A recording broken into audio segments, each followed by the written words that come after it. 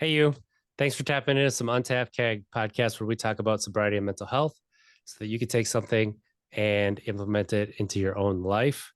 Where we believe there's only one right way to sobriety and healthy mental health. And that's the way that works for you. I'm RJ Zimmerman, and I am extremely happy to be here with my friend and making their return to the show, Waba Streams. So go to twitch.tv/Waba streams. We'll have that link in the notes below. Watch their streams because the information that you're going to get here are going to make you look at things from a different perspective. And Waba, just the way that Waba processes a lot of things that seem like they're straightforward or maybe something that you think you understand, you'll understand it better when the way that Waba explains a lot of it. How are you doing today, Waba? Hi, I'm doing all right today. It's been a long day, but I'm here. I'm happy to be here. I appreciate that. See the cat running up in the back. That's fun. Oh Lord, yeah, that's Angel. She's gonna go sit on top of my underwear now. That's There she goes. how you know they love you. Mm-hmm. So, Waba, why don't you give us a little bit Mm-hmm. about your streams and how you really go about having a Hmm. stream with people that come in, and you really do. Not every stream is focused on mental health, but you do incorporate it into everything. Yeah. I like to think that mental health is kind of important to everyone, especially in their daily lives.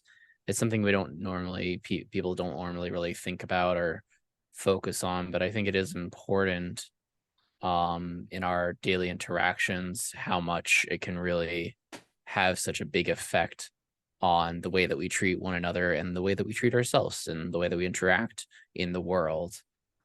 So my streams are kind of like a nice space where anyone can pretty much come in, talk about what's going on in their life. There's no such thing as trauma dumping really in my stream. You can come in, talk about your life, and you'll be met with a warm community full of very caring individuals who have all been through it as well, and we'll give you some advice, we'll give you some perspective. We have resources as well that we like to share. And it's just a nice cozy space. Of course it gets a bit chaotic because I also have ADHD among other things, so it can get very, very chaotic. Right now is I'm calm, so who knows? Maybe the chaos will come later. I'm sure it will when we start talking about some things that get you Oh fired up. And Lord. from one ADHD sibling to another, like I I get it. I get it. It just that's how it that's how it flows sometimes. And there's not a rhyme or a reason. It just all of a sudden happens. It's sometimes it's frustrating because I'll be Hmm. things are really great going on, and then all of a sudden I'm just hit with this wave of things that in the past haven't gone great. And it's like I know other people experience it, but it when you talk to other ADHD people, they get it. It's Hmm. different, right? And so other people, oh, that's Absolutely. just all in your head, but it's really not. And I did think used Yes, to think because it people is all in told me my that. head. That's That's true. the problem. Can't get it out of there. Yes, that's true. That's not how that I, works. and I used to think it was like it was something that I was dramatic. I was putting, all Hmm. of that. And talking with people who have ADHD, it's just like it awakened me to, oh, that is also a part of this. Okay. That is good Yeah, to know. it's a different way that people who have ADHD, we process the world in a different way. We think differently than other people. We have quite literally wired different reward systems. You couple this with also me being autistic, for those of you who hear the monotone in my voice, or so I've been told. You couple that with autism, and then it's just like, all right, you get a fuck shit stack. Sorry, am I allowed to curse here? Oh, you're Um, allowed to curse here. okay. You get a pretty big mess of between, I need to do the thing, and executive dysfunction doesn't allow me to do the thing, but the thing is my favorite thing that I want to do, and I like to do it all the time, but now I'm burned out with it because I'm doing it too much, but it's also not the thing I need to be doing right now. And just back and forth. when you get that understanding that that's how your brain works, right? Especially with that executive dysfunction, it allows you to stop being mad at yourself about it and just be like, God damn it. Let's find, I mean, yes, you are still mad at yourself depending on what it is. And sometimes it gets frustrating, right? And annoying. I think knowledge allows me to have more grace for myself and allow myself to Yes. do things a different way, like in a non-traditional format. Because like when I'm being productive, what'll end up happening is I'll move from one task, interrupt that task to start another task because I see that thing happening. This happens with Frankie too. Like I can just literally see behaviorally when he does this because he's also autistic ADHD. Frankie's my partner, for those who don't know. He comes by the streams every so often. But he will literally be like, okay, my goal is to, like sort through these clothes. But then it's just like a step piecemeal, like, well, okay, well, I can't sort through my clothes until I pick up all the trash off the ground. So I got to pick up the trash first.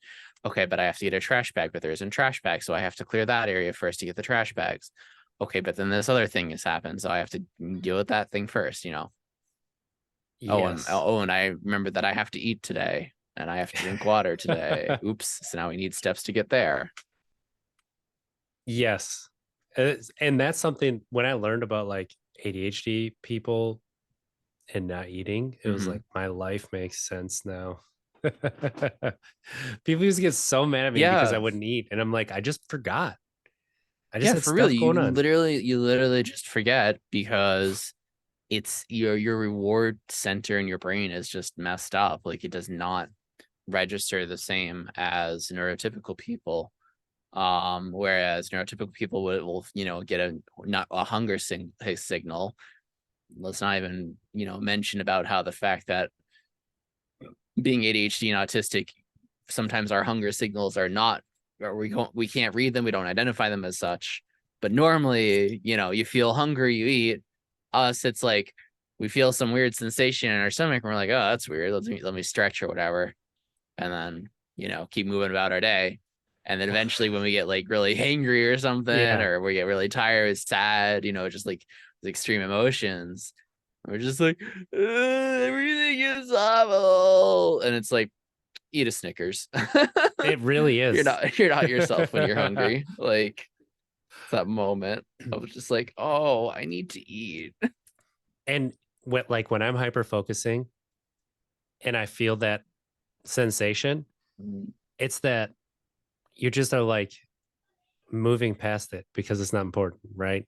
Like I don't know how to describe it. I wanted to describe it and then I just realized I couldn't because it's so foreign to be able to explain to people who are neurotypical, who haven't experienced it, where you get that hunger and it just doesn't register. It's just like it's like somebody flicks your arm, but you're really concentrating. That's kind of what it's like, and you're just like, okay, whatever. I'm gonna keep doing this, and yeah. Hunger signals are as if like a bead of sweat on your forehead or something while you're exercising. Yeah, like you're not gonna stop to wipe your brow. Like you keep going. No, absolutely not. And then it's those sugar cravings too, to try to even out your brain chemistry. Gosh dang. So anyway, that's the point of having a community like mine, is you're able to relate your experiences with other people's experiences, and you don't feel so alone in the world anymore, because holy shit, did I feel very alone for a long time, and so did many other people in my community feel very alone. Yeah. So it's nice to know that like you're not weird, although maybe you are weird, and that's okay. I'm weird too, but weird doesn't have to be bad. I'm Different weird too. Doesn't have to be bad. I got a Ghostbusters proton pack behind me and a unicorn, and hell yeah, they both make sense. Embrace your weird. Nice. That is one of the biggest lessons that I've learned the past 2 years, really, since I met you. was embracing your authenticity. Like when you stop trying to impress people and you start acting with who you are as a person, you reach a different level of how you go about living life. And when you realize that you don't have to impress people, that they'll either get you or they won't, it helps you to see that the people who don't get you are doing you a favor by not being there, right? Still hurts, still sucks.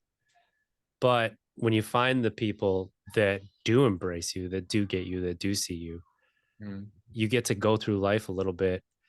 You get to have a little bit more fun because you don't have to hide these sides of yourself that are quote unquote weird. Yeah. Yeah. No, I agree. I mean, to be fair, my friend Ribbon has told me that I've never really masked, which might be true. Because like I've pretty much coasted on white male privilege. Like I absolutely own the fuck out of that. And you know, people just perceive me to be incompetent or just another white stupid guy. And sometimes that helps me. A lot of times it does hurt me. But whatever. I'm coasting. I basically don't pay attention to other people unless they like are my boss or something or like sign my checks, you know? Like I pay attention enough to the people that I need to stay safe. And if they don't fucking matter or mean shit to me, then I'm not gonna mind them, you know? Like they're gonna judge me, people are gonna judge me no matter what. People are always gonna hate you. You just gotta learn to either move on or deal with them one way or another, you know? Yeah. And embracing how it does hurt, but that doesn't mean you have to stay put and hurt. Yes, like you can absolutely. still hurt Validate your emotions. Yes. But also find a way to navigate that situation. Yes. See, that's why you got to come back on and explain these things to myself. What? Like, I mean, that is perfect. That is a perfect explanation, right? That, yeah, like I really do appreciate that because that is what I was trying to say, but I just couldn't find the words for it. So I'm good at words on occasion, only on Tuesdays. Yeah. So and you're lucky. I've found that when I've been in pain, like I have a tendency to just stop and stay in it. You hold on to it, right? And pain is familiar. Pain is comfortable. Oh boy. Listen. And when I heard Trevor Noah on Jay Shetty's podcast, and Trevor Noah said, his therapist helped him to realize that he kept choosing chaos because that's where he was comfortable. And every time he found peace, he was so uncomfortable he'd cause the chaos. And I was like, why are you coming for me, Trevor Noah? That's that's what I do. You know, it's so wild. I can't stand other people's chaos, but I fucking love it when I create it. Yeah. And I kind of hate that about myself a little bit. Not really, but like a little bit. Cause it's just annoying. Like I feel like a hypocrite sometimes. Cause like I'll be out there like making noises, doing bucket chan, doing all sorts of like ridiculous shit on stream. But like if I go into someone else's stream and they're like big and loud and annoying like that, I just turn off immediately. I don't know why. Do you think that's because it's the mirror? No, it's literally like just a sensory thing for me, which is so ironic. Like it's like coming from myself, I'm good. Coming from someone else, nah. We do not vibe. Like it depends. If it's controlled chaos, okay, fine. Like someone like Supa's stream, which is like he does like noise music. He does like DJ sets that are like very chaotic, very high energy. But it's controlled to me. It has a beat to it. It's good. You know? Like I guess I'm saying if I came up across someone else that was doing like I don't know. I can't even define it. But it's one of those things that when it's coming from you and like you're feeling it, it's Yeah, different than if you watch somebody else do it and you're like, why are you doing that? That's weird. Like, and then all of a for sudden, sure. you know what it's kind of like? This is this is what Mhm, I'm going to equate it to because this is something that's recently I've realized mhm. when you're doing yoga or meditating and you do Um, that when other people would do that, it I was like, why are we doing this? This is no. But then when you do so it and you feel the pretentious. vibrations in there, it's like actually this feels kind of good. Mhm. And so I think like, when you're doing it and you're controlling it and you're like, this is my madness, Mhm. you get to have some fun with it rather than if you're just sitting there watching it, like, I don't get it. Mhm. Everyone else seems to love it, I guess. You That's guess. why I keep doing it. I suppose they don't turn off. They don't turn off necessarily. Yeah. Just thinking about doing a chaos stream soon anyway, just for shits and giggles.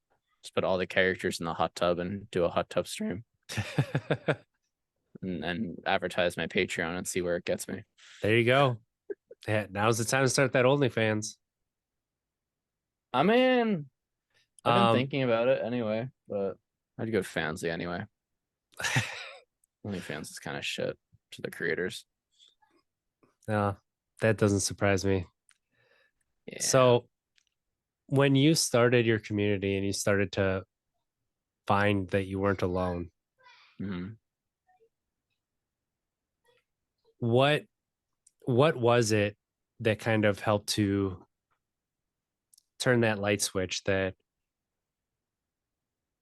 not only am I not alone, but other people are looking for this too? I mean, I think it's also important to realize contextually, like, I don't think when I started streaming, I came out to myself as autistic.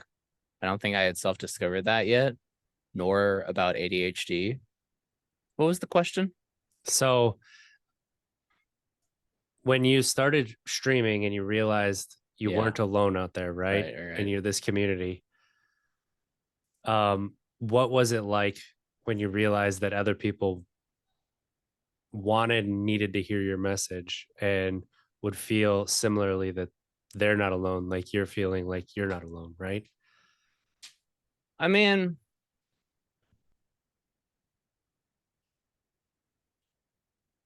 I already had felt comfortable at that point when I started that I had something good to share with others and that what I was starting was going to be a vehicle for good. Um, I felt I was probably pretty misguided at the start, and I feel like we all are to some extent, with various things. And there's been a lot of awkward growth, but necessary growth that happened in the beginning that kind of helped me to like know what I want, what I don't want, who I want around, who I don't want around. I don't know. It was nice to find solidarity, and I definitely knew when I found someone and that we clicked, like it was pretty instantaneous when the people who are like who have been there literally since the start, that we click and we get each other and there's a connection being formed and it's nice. Um, I don't know if I necessarily feel that so much anymore though, I'll say. And part of that is me being scared to make a connection because of all the bad shit I kind of went through from the start, in the beginning, like meeting like the wrong people or meeting Mhm. theoretically the right people, but I was too autistic for them and didn't realize it. So it just never clicked well, or people clashed with me for one reason or another. And I don't know. It's always nice when you find someone that like you get them, but just in the back of my mind, there's still that fear that someone's going to try to use me. And unfortunately, it has been fears realized many times and recently as well. I had to ban someone basically. So That hurts. it does hurts every time. because, you know, you want to come at this, and I'm coming at this from, you know, a well-meaning perspective, and people can unintentionally abuse that. And, you know, kind of like use your community for their own, I hate to say it this way, but personal dumping grounds, you know? Like, yes, we talk mental health, and I don't mind talking mental health, but this is going to be weird coming from me. But if mental health is, if all you're talking about is the bad, then you're just going to feel worse, you know? So that's why I Yes. don't talk about mental health all the time. And I think this is a flip side that not a lot of people really hear. But, you know, as much as someone would call themselves a mental health creator like me or a mental health advocate online, you know, you can't always be in the deep, dark feels, you know, because then you're going to sit in it, you're going to stew in it, you know. You need to give yourself a break. You need to give yourself other things to connect with people about. Like, yes, we all are suffering in some way, shape, or form, and we're all coming together for that. But we can also connect about other things that we like, you know, what other hobbies or activities people like, you know. People like certain games, so I play games, you know. I like going outside. People like seeing me go outside.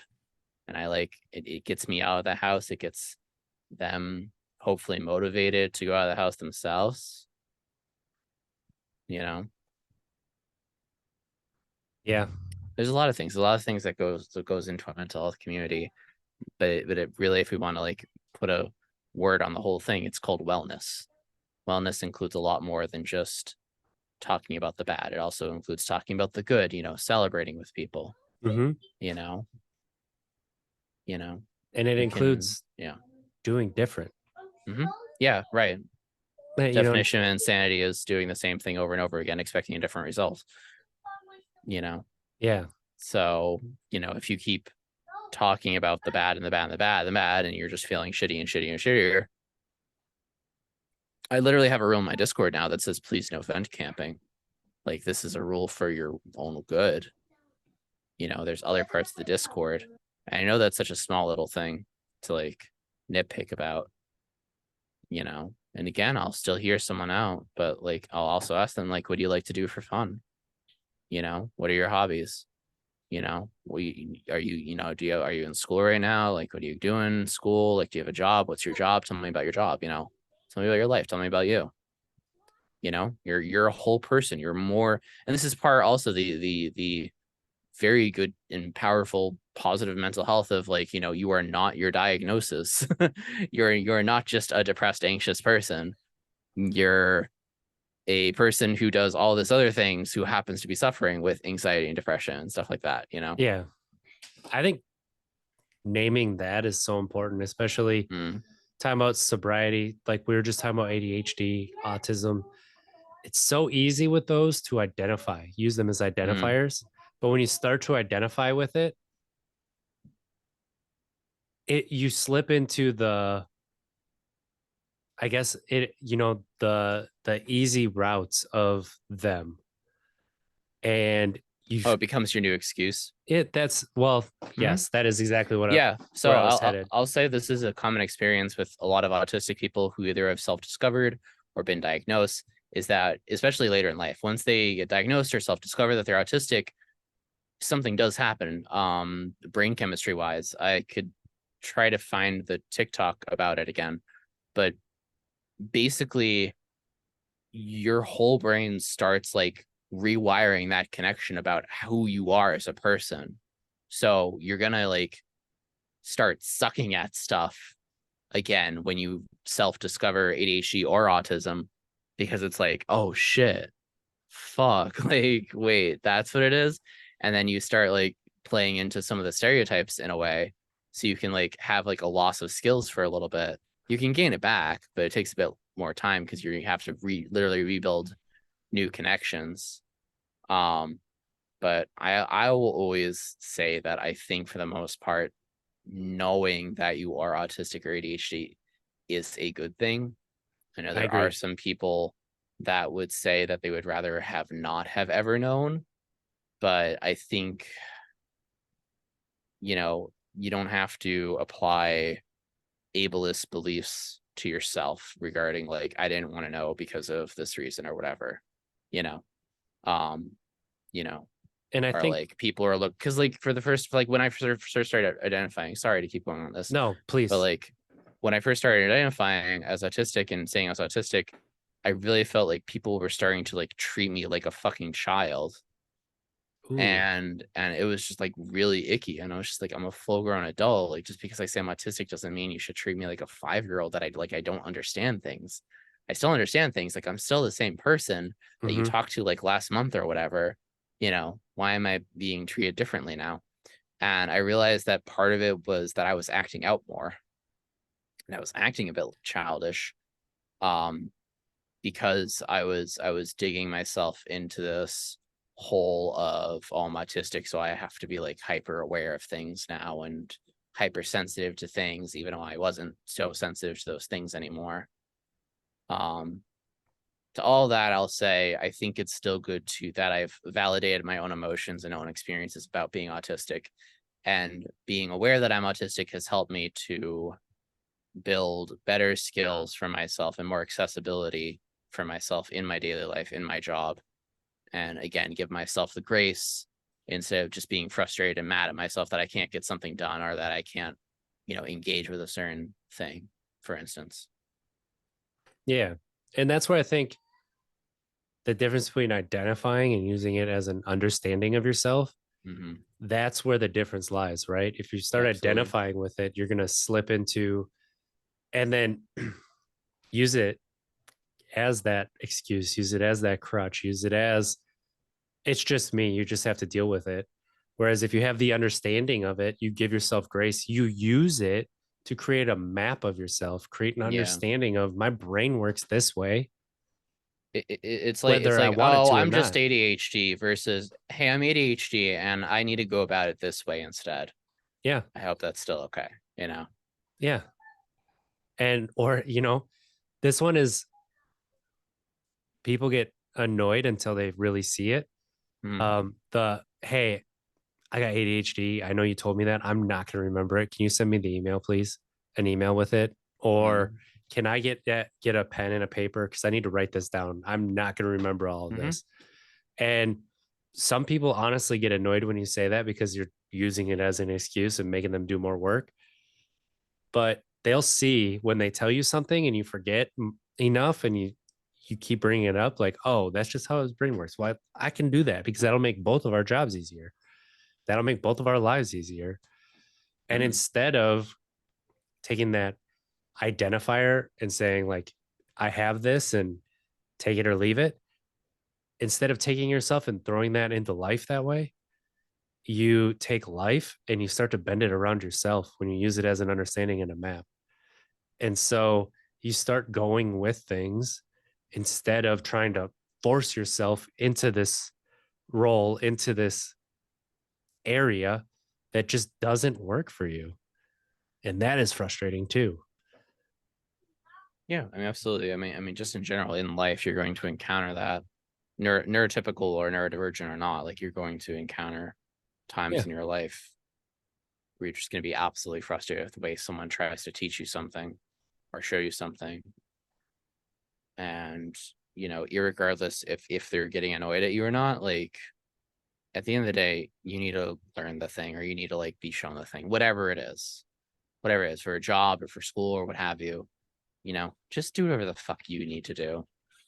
Screw what other people think of that. Yeah. If you need to explain yourself as ADHD, go right ahead. If you feel safe and empowered to do so, by all means. I personally don't identify myself at work because I just find it would be way more tedious to explain that to my boss or something. And I feel like they would use it against me, unfortunately. Ironic. I work in mental health field, and I think that they would seriously use that against me. And that's unfortunately the reality of it too, because people don't have the understanding. They have the checkbox understanding and that's it, right? Yeah. Um, You work in the field for 3 years and all of a sudden you're qualified. make that make sense. Oh, I worked with electricity. You worked there for 3.5 years and you're qualified. So Yeah, totally. um You haven't died yet, so you must be qualified. I think one of the important things, well, I am, doesn't mean everybody is.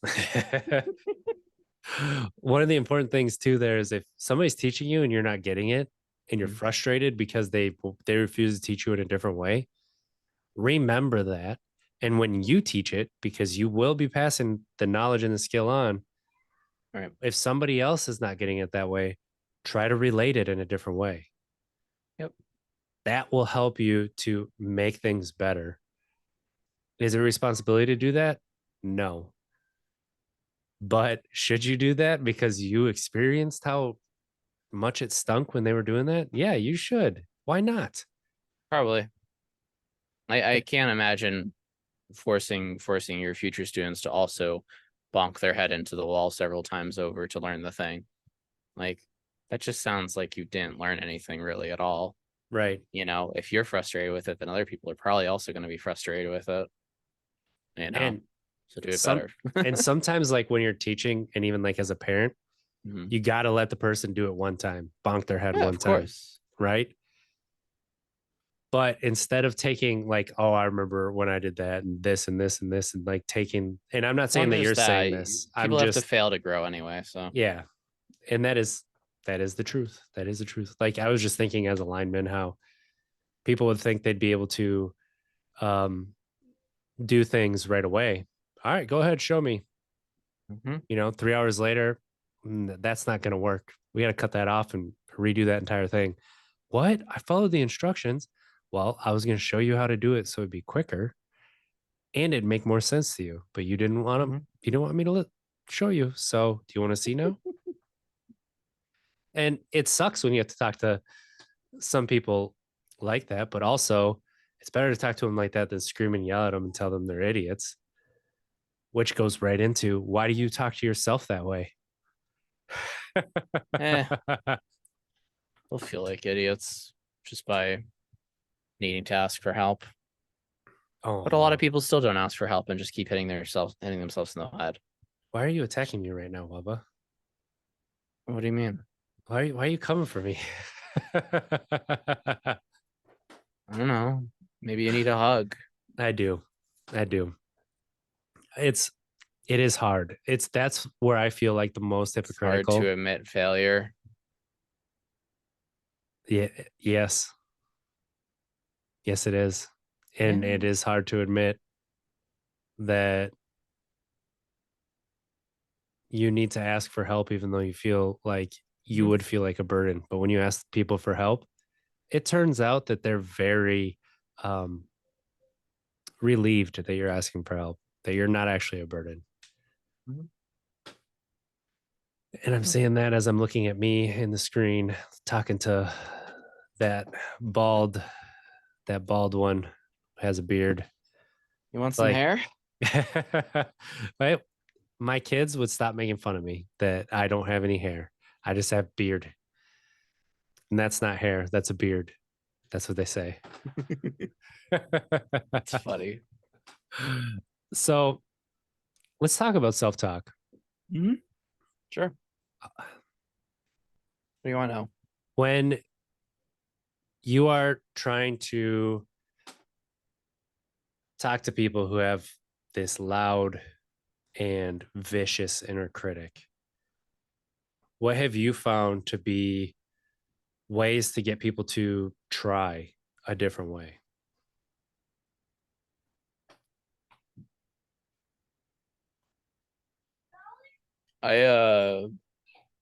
Exaggeration, probably is the short answer. Man, I can show you a video game example as well. But if someone has a loud inner critic, I probably would ask them, is what this critic is what this critic is saying helpful? Is it helping you in some way? Is it serving some use or function? Because sometimes it is. Sometimes it's keeping you safe. Sometimes it's keeping you, sometimes it's keeping you safe, or it doesn't feel like it's keeping you safe, but it's keeping you away from a situation that somewhere you have either trauma or some other adverse experience with, and subconsciously you just don't want to face it, you know. So for exaggeration, I would say, imagine if this was like literally just a random person on the street that just started shouting these things at you.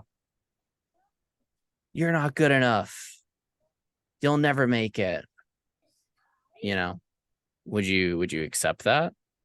And if they say yes, I'll then say, okay, imagine if this was your friend and they were getting heckled at by the same person who was saying, you're not good enough. You'll never make it. You should just stop. How would you react? Oh, well, I'd defend them. I'd punch that person out like they're fucking asshole. They can't talk to my friend like that. All right. So if you would treat your friend that way, why aren't you treating yourself like that? Why can't you treat yourself like a friend? What is it that's telling you that I don't deserve that same love, understanding, and compassion? Because it's something. And that's something I discussed in therapy, but it's got to be something, mate. It's not just nothing. It's not just, well, I'm an awful person, so I don't deserve love. And I'm like, that's not true. People aren't born inherently not deserving of love. Yeah. People are born into this world innocent and vulnerable. And if it's a situation where someone in your life who was supposed to protect you didn't protect you or hurt you, to that I'll say, I'm sorry that happened to you, but they don't get to decide your worth. You get to decide your worth. You get to decide your feelings about yourself. And then the ulterior method is, if I'm their friend, I'll be like, well, I think you're great. And they're like, no, I'm not. Then I can just be like, you calling me a liar?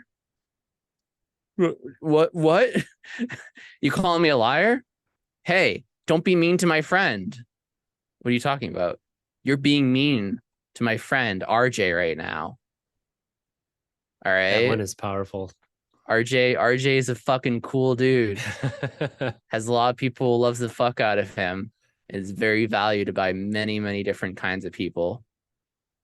And speaks some fucking words of wisdom. So don't you dare speak shit against him. That one is so powerful. That's actually how I was able to turn my self-loathing around finally. Yeah. Was, okay, am I calling my kids a liar? Mm-hmm. Am I calling my friends a liar? Am I calling, my ex-wife a liar? I say that I love these people, but am I calling them a liar? Yeah, I am. Okay, I need to find a way to just move up. And then, yeah, it's one that I just found this week. Example is if somebody has kids or a niece or a nephew, and they found out that their kids talk to themselves the way that they talk to themselves, or they find out their niece or nephew talks to themselves the way that their niece or nephew talks to themselves, how would that How would make you you feel about that? Would you be okay with that? Yeah, would you be No. okay with your kid talking badly about themselves the way that you talk badly about yourselves? Yeah. Then it's just like, oh fuck, no, I would not be okay. I would want to get them help. And I'm like, do you now? Really? Yep. Maybe you should get on that. And that one, Lord. I got through to like 2 or 3 people who are very, I don't want to say hard-headed, but stubborn. And I mean, that's mental health for you. It's stuck in our heads, man. It is. It is a stubbornness. I mean, we're stuck in our ways. It's safe for one reason or another. Maybe it served a purpose in your past life, and you can examine that in psychotherapy. But now it's not so much. Not so much. Because I've been able to reword my critic and understand my critic a little bit more. when my critic gets loud and vicious, I can find the kernel of truth that it's trying to do, right? Because now I can sit with it and look at it. Okay, what is it you're really saying here? I had a moment like that on stream because I self-talk out loud a Okay. lot. You're Kind of you're talking to awkward. me like I think that's weird, but I don't think that's weird because I do that sometimes. It Like, was awkward. It was on stream too, so it was fun. But we're playing this game called Coffee Talk. Oh, you good? yeah, my youngest was asking if they could have we call them shaker smoothies. They're the like Yeah. Danimal Oh, that's shake cute. yogurts. So Yeah. I have an earring, don't mind me. So we were playing this game called Coffee Talk, which is a visual novel set in a coffee shop.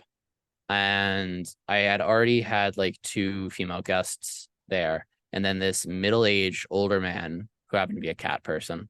It's fantasy Chicago. Um, walks in and he's that's how just you know like, it's fantasy because it's a middle-aged man who's a cat person.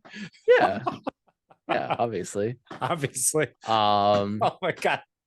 and one girl was a human, the other girl was like an orc or something. I don't know. I don't know. I don't know why, but that just like it took me a second to get that. It was like, oh my god. Anyway, middle-aged cat man walks in and he's looking like kind of sad, a little like disoriented, and he's just like, excuse me, like, like you're young people, like what do like young people like to do for fun? And they're like, huh, what do you mean? And he's like, oh, do you like go to college or something? And they're like, no.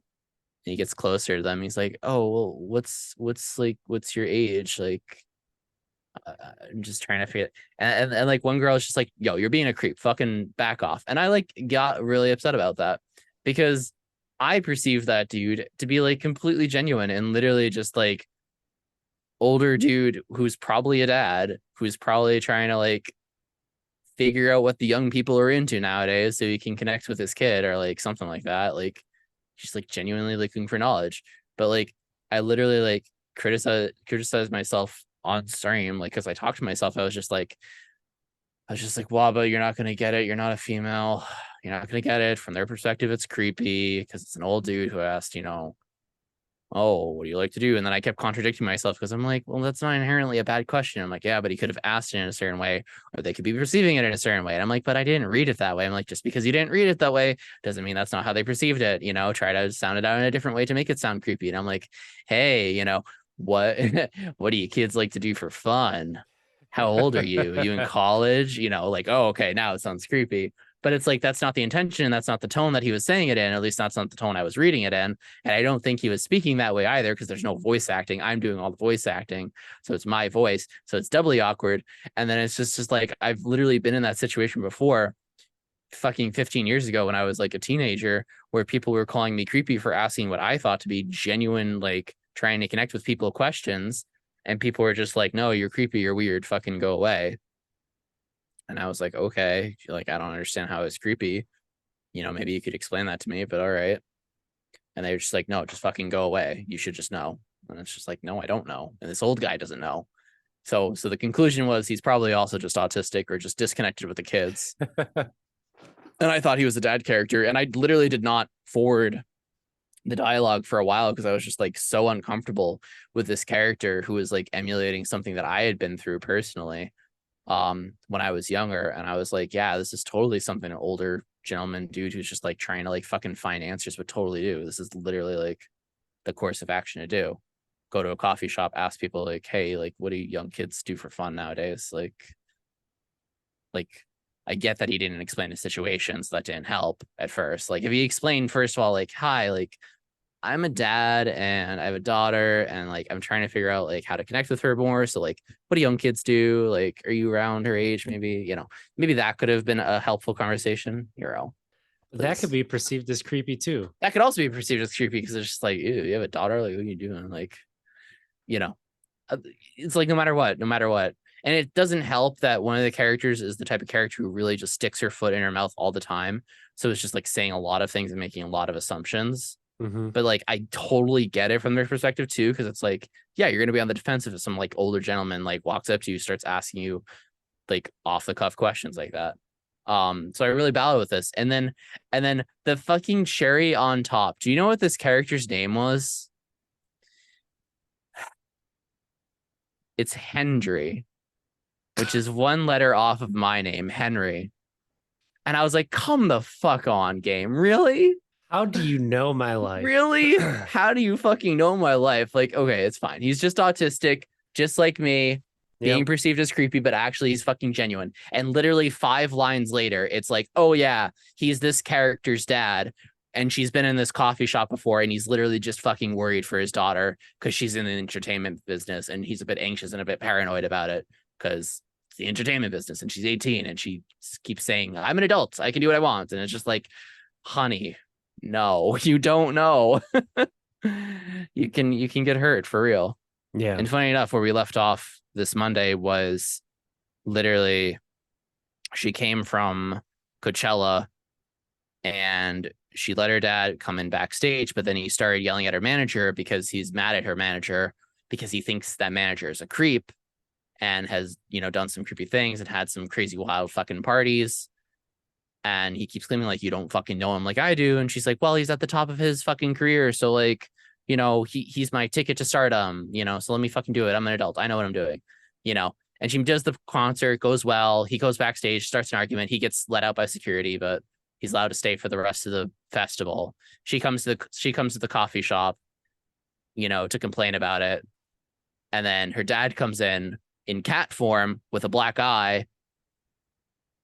She also came in to complain and say that she's going to go to that party anyway. And literally everyone was like, girl, like, it's inappropriate for, like, you're 18. Like, it's inappropriate for your manager to invite you to this, like, club.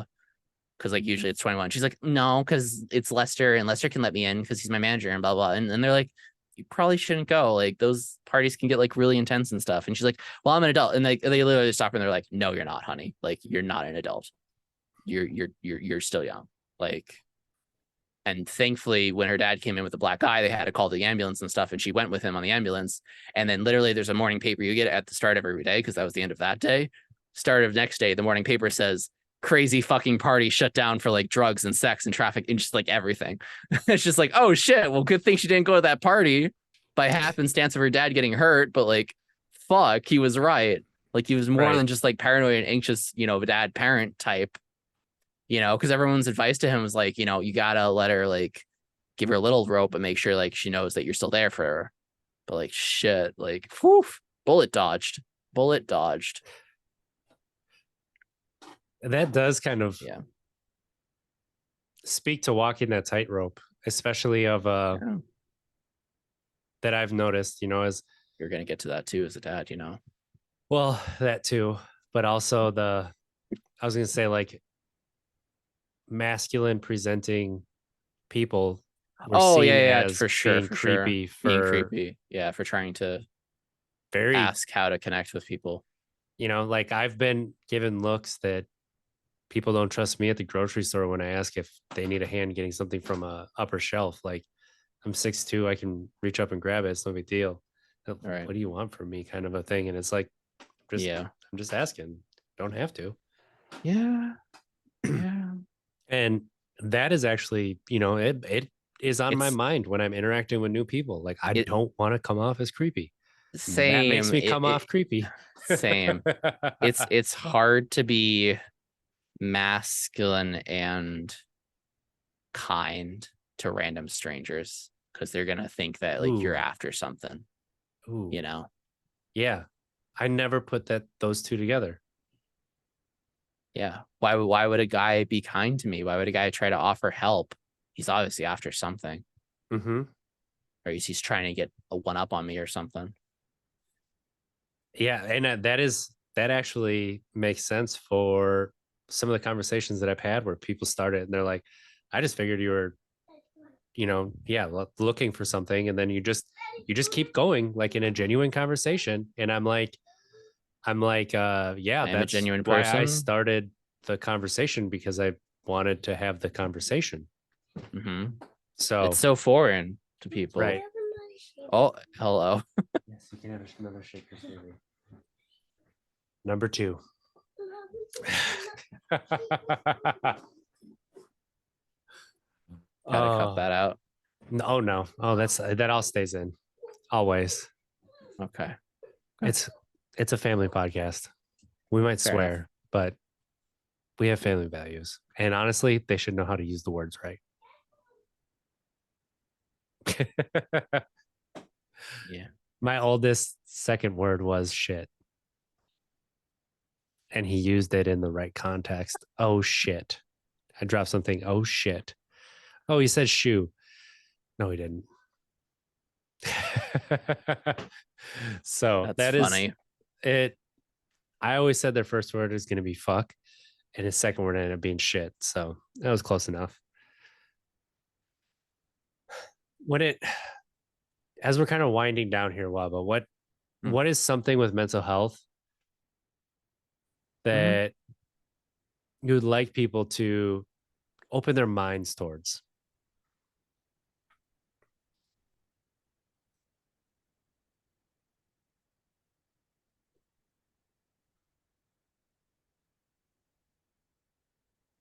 Trying to think of something original because I've already said a lot of other things before on your cast. I swear. All right. I'll get there eventually. The oldies but the Um, goodies are always good. But like, yeah, I appreciate you taking the time to think about it too, because it is a big yeah. deal, right? It is a,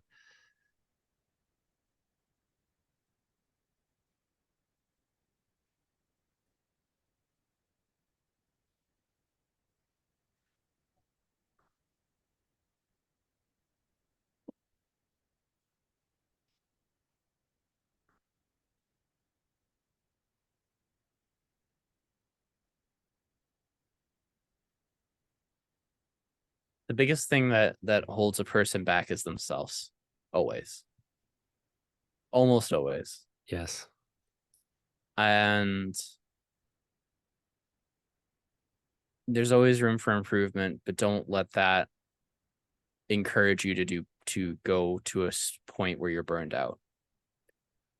You have to take time for your rest, and that's also part of you being your own worst enemy, is forgetting to rest and forgetting to value how you're spending your time with yourself. Because Ooh, sometimes people just don't get enough alone time. You know, we work very busy lives. If you have a full-time job, it hardly affords you enough time for yourself. So, you know, learning the skills to disconnect from whatever you're doing fully and being present with yourself in the moment. I think those are 2 skills that will carry you throughout your entire life. And it's okay to take your time. Even if we have limited time on this earth and you want to feel like we need to rush, it's okay to take your time. Everyone goes at their own pace. Everyone, you know, does their thing at their own pace. There's no timeline for anyone, despite what anyone else says. So don't let anyone rush you as well. And that's what I'd like people to know about their mental health. I love that. I'm glad he took the time to say that, because those are all lessons that we learn, and Mm-hmm. sometimes it's willingly and sometimes it's not. So if you can willingly, why not? Absolutely. Where can people find you and follow you? You can find me at twitch.tv/Waba streams or patreon.com/Waba streams. I've been encouraging people to subscribe to me off Twitch because 50% hurts and I'd like to pay my bills. You can find me at every other platform, Waba streams, YouTube, but I haven't been too active lately. Twitter, bleh. Instagram is probably even better. Don't you mean X? No, X is about to be my ex. Yeah. Just no engagement on that platform. No organic engagement anymore unless you buy the freaking check mark. And I'm like, that's stupid. Yeah. just gonna do Instagram. I'd rather have the Instagram like bots than nothing on Twitter. Yep. That's very much the same with what I did. So I get it. And I really encourage everybody to go watch Waba streams, especially Mondays, which are mental health Mondays, but you'll fall in love with the community. You'll fall in love with everything and you will tune in more often. That chaos stream, we'll be looking forward to it. I really appreciate you being here, Waba. Sure thing. So let's be better tomorrow than we were today, because if we don't make it, we tried. Have a great week, everybody. Take care. Love you.